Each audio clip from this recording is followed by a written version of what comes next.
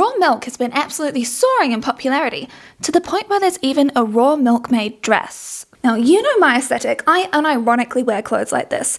However, when I looked at the comment sections on the post, everyone was saying how they have a problem with it because it wasn't modest enough, not because of the raw milk thing. And that really intrigued me. That slit is high. Modesty can be beautiful. There's no need to put everything out there. Your audience would probably enjoy more modest fashion. She looks like she belongs on the cover of a Harlequin novel. Yeah, this is a no-go with the cleavage spilling out. There are ways to dress feminine and be covered. I just wished it was more conservative. I don't want other men seeing me in that, or my husband seeing other women dressed like that. Ugh. Nothing about this dress is modest or elegant. For being traditional, you would think the neckline would be a few inches higher. Doesn't leave much to the imagination. It's the dress, not you. It's not you. It's the dress, not you. It's not the dress, it's you. It's like cottagecore, homesteading, and MAGA hats have combined. Recently, with the US elections happening, people have come to the stark realization that the trad wives that they were following, they may not be Democratic. They may be more Republican. That's not to say all people were like this, because there were definitely those of us who could clock this a mile off. And now that Trump has officially won the US election, as of filming this, in 12 days, he becomes the US president again. The mask is falling off. Conservative people, especially in the trad wife space, have not really been very vocal about who they're voting for. Well, there are a few, but typically they're very quiet about it. But now that's all changed, because one of them is even on the cover of Evie magazine, milking a cow, wearing a dress that is very reminiscent of that raw milkmaid dress. Raw milk is more popular now than ever. So quickly, let's define what raw milk is. This is from Aotearoa's Ministry of Primary Industries. So I'm giving you a fact-based answer. Raw milk is not pasteurized, which means it misses out on an important process that kills harmful bacteria. Raw milk is a risky food for anybody who consumes it, but the risk is higher for some people, such as young children and babies, pregnant women, older people, especially those with underlying health conditions, people with low immunity. Raw, unpasteurized milk from any animal may be contaminated with illness-causing bacteria, such as Shiga-toxin-producing E. coli, STEC, Campylobacter, Salmonella, the bacteria that causes tuberculosis. And if John Green found out about that, my goodness. So pasteurization is standard practice at this point and has saved countless lives of people who drink animal milk. According to this study, outbreak-related disease burden associated with consumption of unpasteurized cow's milk and cheese, United States 2009 to 2014. In the United States, outbreaks associated with dairy consumption cause, on average, 760 illnesses a year and 22 hospitalizations a year, mostly from Salmonella and Campylobacter. Unpasteurized milk, consumed by only 3.2% of the population, and cheese, consumed by only 1.6% of the population, cause 96% of illnesses caused by contaminated dairy products. Unpasteurized dairy products thus cause 840 times more illnesses and 45 times more hospitalizations than pasteurized products. Okay, so why the hell are people drinking raw milk if pasteurization was put in place in order to protect people and it stops people from getting all of these sorts of illnesses? It's the health food, duh, and it's also a way to give the government the middle finger. You may be thinking that raw milk has only been getting popular in the US, but no. Right here in Aotearoa, raw milk has been a big thing for a long time. I went to Google Trends going back as far as time can tell, to 2004.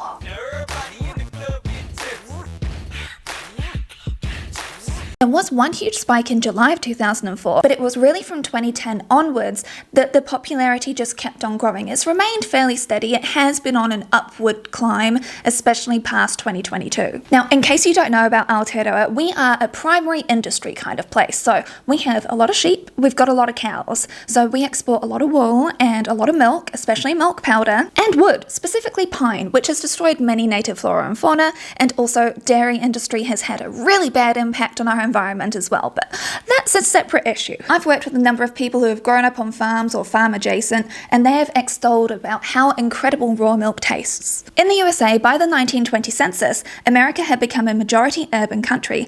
People moving to cities still wanted to drink milk, and the market provided, with smelly bacteria-infested urban dairies. Many of these dairies were attached to distilleries, where cows could eat the waste left over from making whiskey and other alcohol. The so-called swill milk that was produced teemed with so much bacteria area, it was estimated to have killed 8,000 infants in New York City in a single year. Yikes. Naturally, when milk pasteurization was proven to be effective, city officials rushed to adopt it. New York City was the first to mandate pasteurization in 1910. Other cities quickly followed suit, and states began to ban the sale of raw milk as well. As this article points out, interestingly, it was liberals in the US who wanted to be drinking raw milk. You know, the kind of person that would go to Whole Foods, for example, before it was bought out by Amazon. But then liberal elites gave up on raw milk.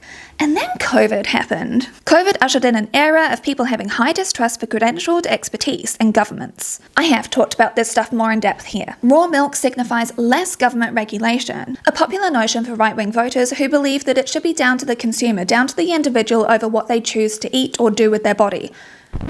Wait. So you agree it's up to each individual to choose what they want to do with their body? And I just want to quickly look at Canada because that's been quite contentious, or at least I should say one individual by the name of Schmidt has been quite contentious. I can't find my driving moccasins anywhere! Not that Schmidt. Looking at Google Trends, there was a huge spike in November of 2006, so I wanted to see what happened then. And then I fell down a bit of a rabbit hole. Michael Schmidt, a maverick dairy farmer who's openly provided raw milk to hundreds of families for more than a decade since his last brush with the law, faces a charge of operating a milk plant without a license and could be slapped with more. The raid has unleashed a powerful outrage of sophisticated, health-conscious, political-minded urbanites who are willing to pay a premium for natural, unadulterated food straight from the farmer and insist that their right to choose healthful food is at stake. Selling raw milk is illegal in Canada, but if you own the cow, you are allowed to drink it. I have a cow in the backyard. So he tried to circumvent the law by selling shares in his farm so then people could own the cows, so then he was only providing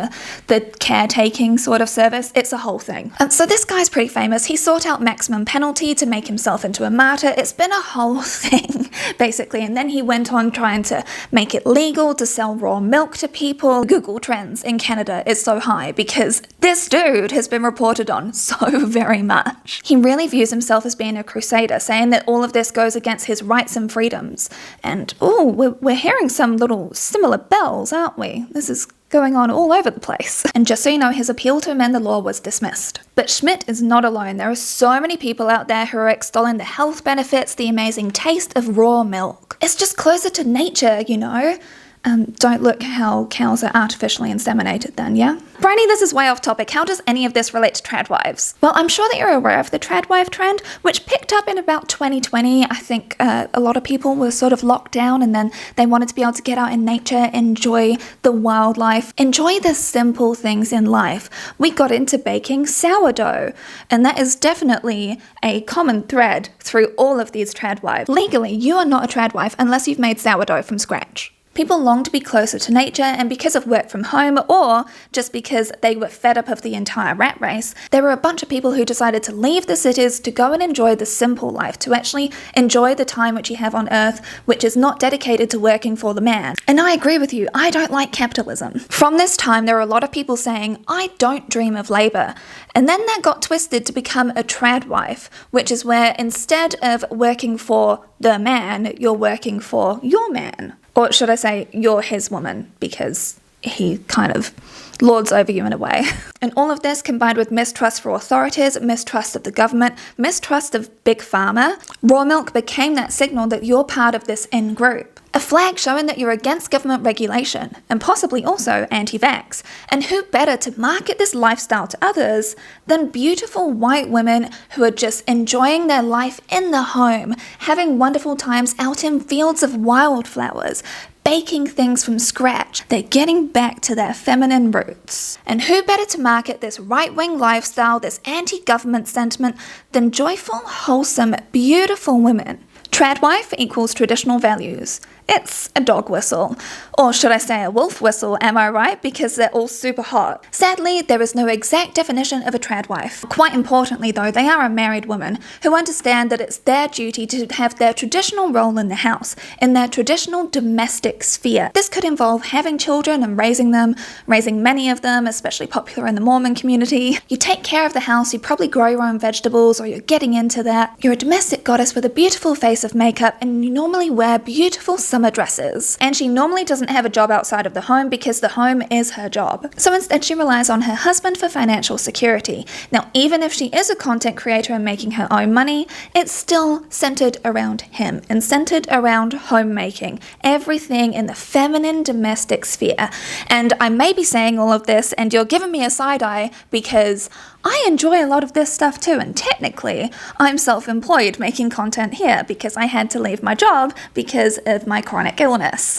And yeah, I do actively look for these kind of clothes that trad wives wear because I've always really liked them. However, secondhand shopping, I can't find any of them. So I do with what I can find secondhand. Maybe I'll just make some out of some old bed sheets I've got. For some examples, Gwen the Milkmaid is a great crossover example here. She used to do OnlyFans, but then became a God-fearing trad wife and wants to inspire others to do the same as her. She shares her life in Canada and has this TikTok which says, "People think I'm crazy for driving 4 hours to get bacteria-laden raw milk, but it's the best thing I've ever tasted and my gut health loves it too." And she also makes a lot of videos about female birth control and the way it can mess people up. And you know what? There is a kernel of truth there because female birth control, it can cause issues for people, and I've got an entire video about medical misogyny. Women's healthcare is severely underfunded and under-researched. For example, erectile dysfunction, which affects 19% of men, is 5 times more researched than PMS, which affects 90% of women. So I have a lot of sympathy for her in that regard, same as I do for so many people who have been treated terribly due to the medical system letting them down. She's also anti-vax and very pro-raw milk. In Canada, it's legal to possess 2.5 grams of any hard drug, but thank goodness raw milk is illegal. She says this while spitting around drinking raw milk. I seriously hope that she doesn't get sick from drinking the amount of raw milk that she does. You'll probably recognize the name Hannah Nealman.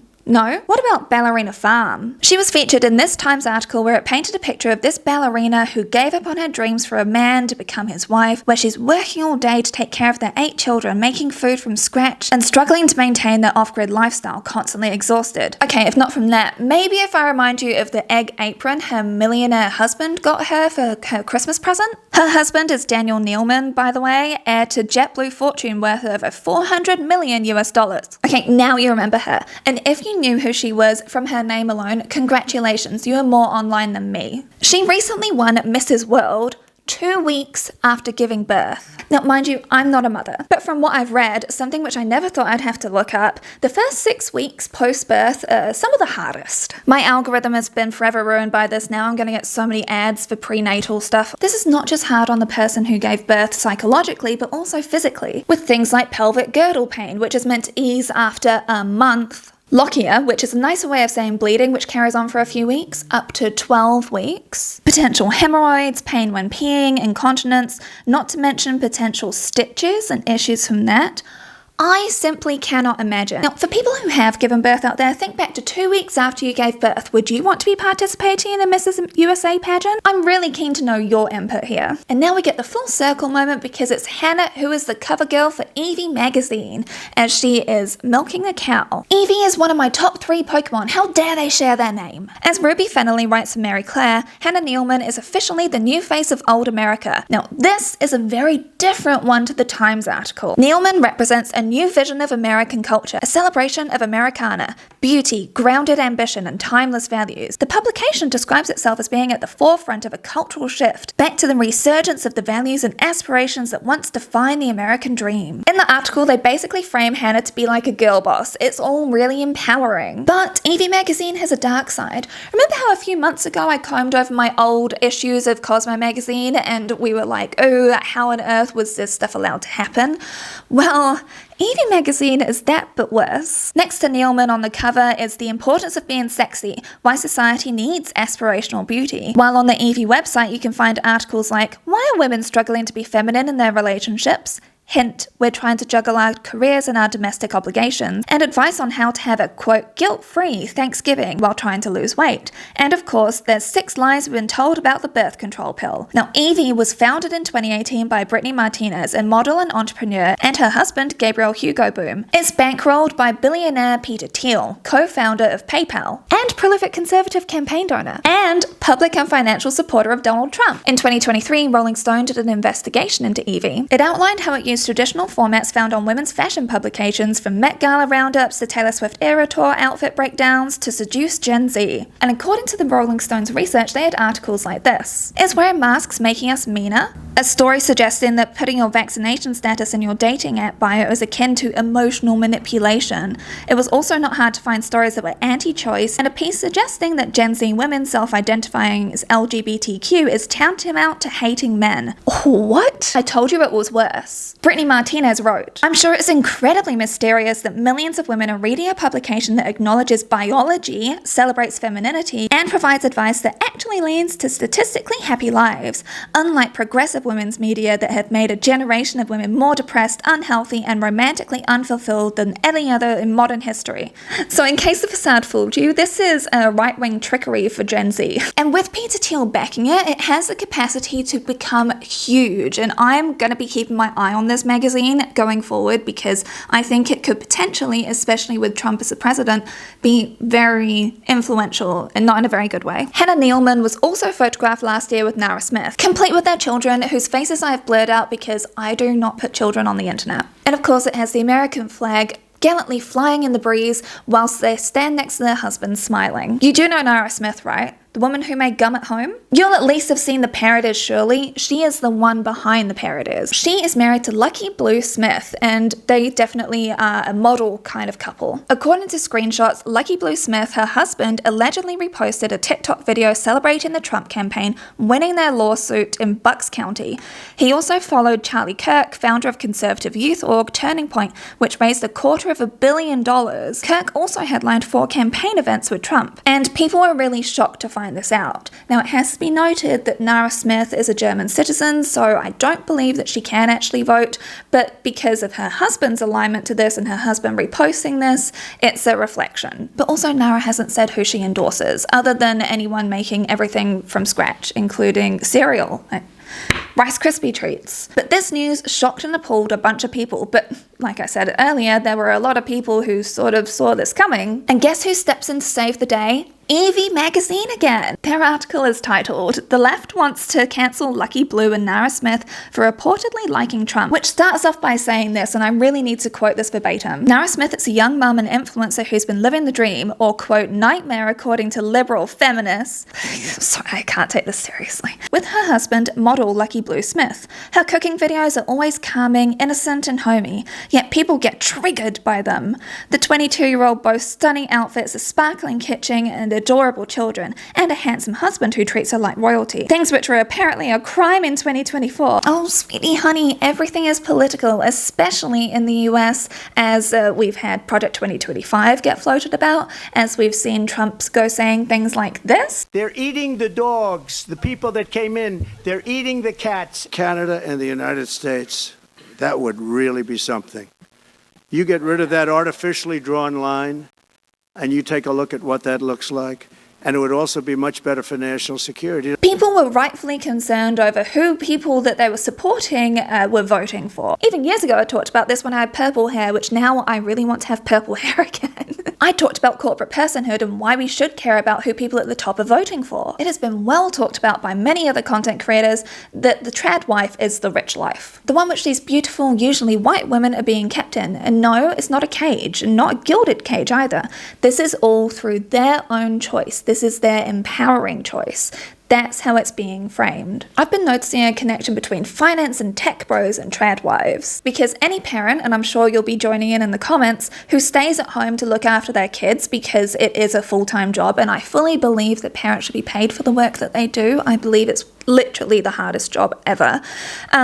You'll be able to dispel any myths that people's homes look like this, because they certainly don't. Not if you as an individual are raising the children, making all the food from scratch, probably homeschooling, doing all of the washing, doing everything else. There is no way that these people can do all of this stuff and probably also look after a farm whilst keeping aesthetically pleasing for their husband and making content. It's not possible. This is a new kind of conservative rich. Trust me, I did not like boss babe feminism, where it was basically just capitalism looking over at feminism, and it was like, ooh, That's free real estate. And then it just started throwing glitter on things with millennial pink everywhere, messy buns, high heels, big coffee cups saying boss babes can do anything, and doing the same work that men do but being paid less for it, but also having to do more work than men because you had to look aesthetically pleasing and also know how to cook and clean and sew and do all of that stuff too, because you can have it all. I don't like the boss babe stuff either. Capitalism sucks. And this is all a lie as well. This is just a nice veneer put on something which these women wouldn't have access to if they hadn't married someone grand. Jasmine, who's Australian, is a perfect example of someone who's married to one of the crypto bros, as she shows in one of her videos. My videos always seem so peaceful and aesthetic, but really in the background is just my husband explaining XRP meme coins to me, with the caption, "Only my crypto husband girlies will understand." And in the comment section, there were other people who had the exact same sort of life as her. Like I said, there is a connection here. She's an unpasteurized raw milk kind of girl, and she also shares videos where she's putting health foods into her husband's stuff so that he is around for her well-being. And honest sweetheart, I'm just gonna say 2 words to you, is life insurance. Your well-being will be taken care of, because if your husband is in crypto, I would be wanting a bit more insurance than just meme coins especially. These women and many other trad wives like them are influencers not for products, but for a way of life, for a way of thinking, for a whole other lifestyle which is perfectly aligned with right-leaning politics, which has been coming more into power, as we've seen with the US, as we've seen here in Aotearoa, as we've seen growing globally. Yes, I'm saying that women like this are being used to market not only this sort of lifestyle, but it's aspirational and freeing to go against government protections, which these ones were done particularly to protect people, but also to center men in their lives again. Because the manosphere bros, they were not convincing women to start admiring men, were they? Of course not, because they were just yelling about body counts and saying how they want women to be traditional again and how women are so ugly and like all this other nonsense. How are you meant to get women to want to come over to your side? You have other women market this stuff. It's kind of genius, really. You get women to sell to women. It's why, even though like traditional trad wives wouldn't be working an actual job, you know, to be completely financially reliant on their husband, for example, an exception is definitely made in this case, because their other job is really recruiting more people into the lifestyle. Even if they're not being told to do that, it's the effect that's happened. And because of the aspirational quality, the popularity, the aesthetics, it's getting other women to come around to this way of thinking as well. It's increasing the pool of available women for these men. I'm a trad wife. My safe space is my husband. I'm a trad wife. I choose to stay at home and support my husband. As much as the picture has been painted of these women having full agency to do whatever they want with their lives and what they want to do in their lives is to serve their husbands, in this world where money determines power, it's up to your husband about how safe you're going to be when you're financially dependent on him. And maybe making content out of their lives is how they're able to maintain some sort of financial independence. I don't know these people, and this is all my speculation on this. On YouTube, you're going to be hearing a lot about corn and fields of corn in this section, but on Patreon, you know what we're talking about. It was one of my patrons who pointed this out, because this year, even though trad wife didn't make the top of the list, it went up 72% in search traffic in just 2024 alone. And traditional wife saw a 34% increase in searches. It has increased in popularity a significant amount. But there's a definite kink for a subservient maid who just so happens to be married to you, so then you don't actually have to pay her. So then you're not getting into any of like the employment law issues. You know, we have had Me Too, so doing that stuff with an employee isn't really allowed anymore. But with a wife, especially with people's bodily autonomy being taken away, what's it matter? They're obedient. You are finally being recognized as someone with power and being obeyed. A demure housewife just for you. And yes, literally demure, which on Pornhub, again, search terms went up 133% in 2024. And this is not the fun Jules LeBron version. This is the traditional version of it. For those uninitiated, demure means reserved, modest, and shy, typically used of a woman, and can be used to describe modest clothing, which again circles back to what I brought up at the start with this dress here, which people were complaining was not modest enough for a traditional wife. It was really interesting to observe, especially since a lot of the states have tried to put in place, you know, those age restriction things, so you have to have your photo ID submitted to a website. So Pornhub has just evacuated a whole number of states in the US because having all of that data privacy, there is a lot of risk there. So Pornhub has created a map of the US with the states where they can still access and showing the outliers in each state where data is available. So let's have a look at this map then. Washington, milking. Michigan, amateur and wife. Maryland, girlfriend. New Mexico, housewife. South Carolina, wife BBW. Rhode Island, wedding. One which also raised my eyebrow is Wyoming with homegrown. What does that mean? Given how many states have been grayed out because land of the free and all, that leaves us with 35 that we can look at, and it was 7 of them that were falling into this sort of trad wife category with these. I guess chubby MILF could also fit into that too. One which I couldn't understand for the life of me was New Hampshire with enema. Are you okay?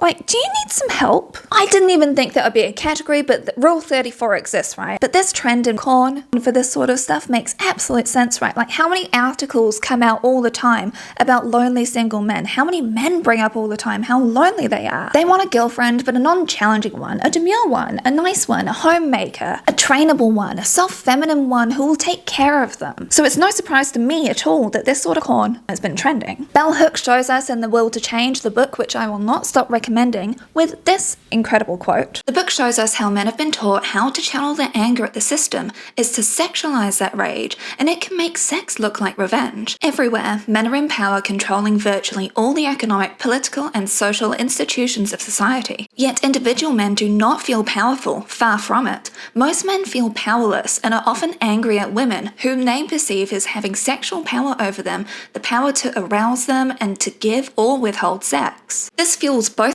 fantasies and the desire for revenge. Many men are angry at women, but more profoundly, women are the targets for displaced male rage, at the failure of patriarchy to make good on its promise of fulfillment, especially endless sexual fulfillment. Men need to confront the facts of their lives and tell the truth that possessing the right to engage in rituals of domination and subordination is not all that it promised it would be. So let's get on to my final thoughts. Now, I have told you in the past, I used to be a pick-me, and seriously, if the trad wife trend was around when I was like Gen Z's age, so like 19, 20 or something, I would have 100% been there. In the late 2000s and early 2010s, we had a 1950s sort of revival, very much thanks to shows like Mad Men, but they weren't really showing the life as being like a wonderful one for women. What's being sold now is real life on the prairie, like very much Kim Kardashian dressed up like this, where you're sort of cosplaying as something, but not really doing all of that stuff. Now,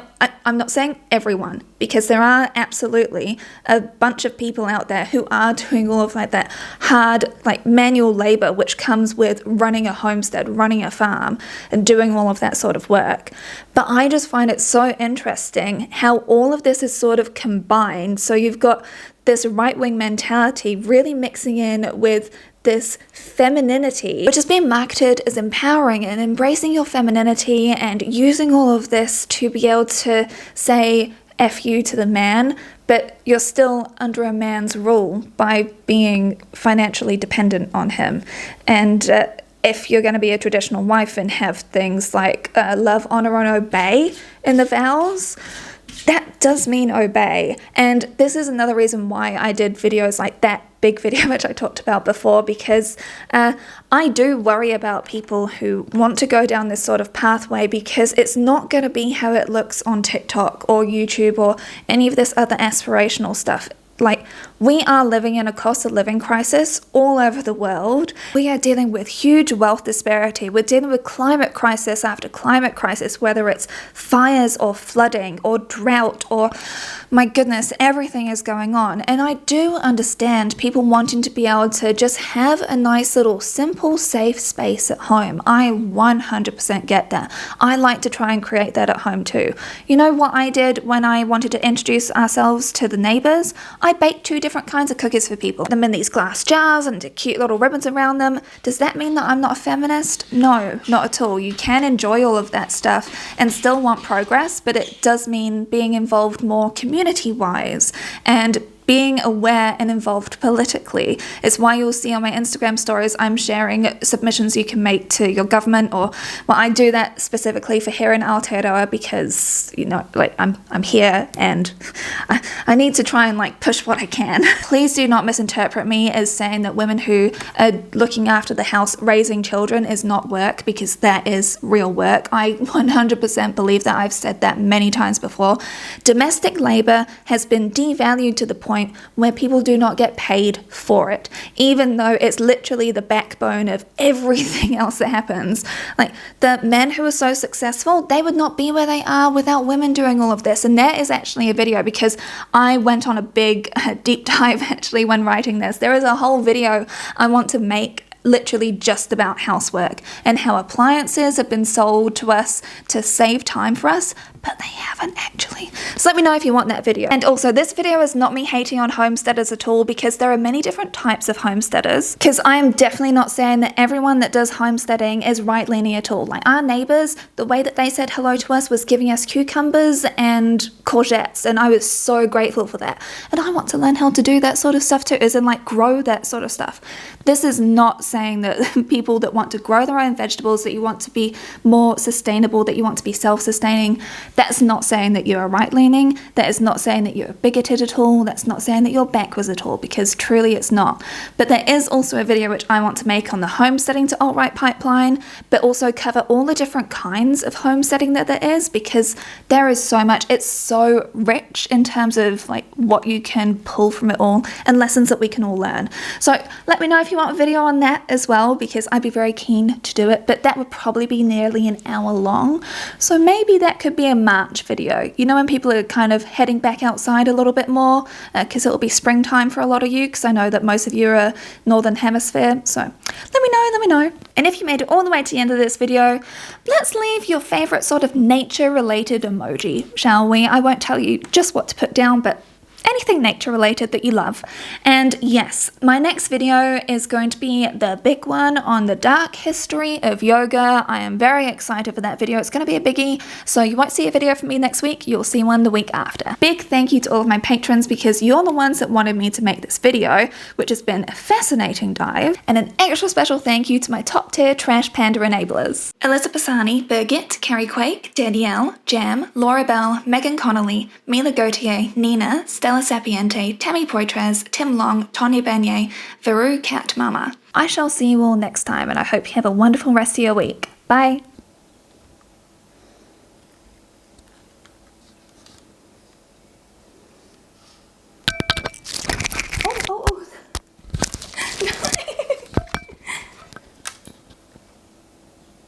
What do you say?